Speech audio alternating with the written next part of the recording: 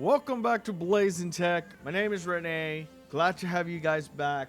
We have another video I would like to show you on how to install OBS on Mac.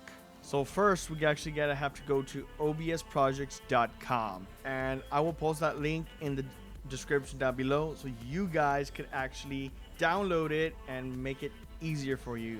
So we'll go ahead and go to obsprojects.com, open any browser you like. We'll go ahead and click on Mac OS 10.13 plus, because this is the version that's currently out for at this point in time of the recording of the video. So we'll go ahead and click on that. As we get downloading, we'll save it to the desktop. That's where I like to save my files for now, just for this making of the video.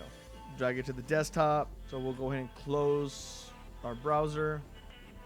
Okay, we have OBS.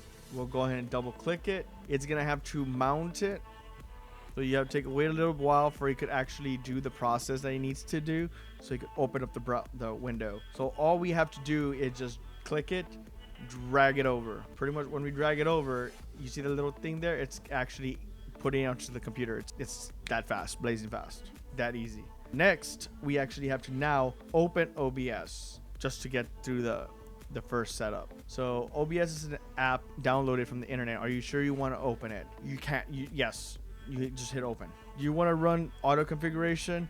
You can if you like. I really don't. I usually use my own custom settings that I have preset, and I already have written down documented on the side. I will show that on another video to show you guys on how I set things up. So for now, we'll hit no.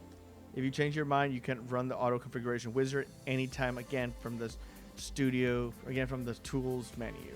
If you want to run that you could click up here on the tools and auto config if you want to run this later at a later time. For now, we're good. That is pretty much how to install OBS. It's plain and simple. If you need to change settings, right here, recordings right above there, and start streaming, desktop audio, mic, you have all that options there. You could even access it up here on the top left. You click OBS, you click preferences, and you have access to the settings there. That completes this video, guys. Make sure you subscribe, turn on post notifications to keep yourself updated. If you like any programs or apps or anything you want me to test out on here, comment down below, and I would love to make more videos for you guys that y'all are interested. Like I said, make sure you subscribe, turn on post notification, and we'll see you guys on the next video. So peace out.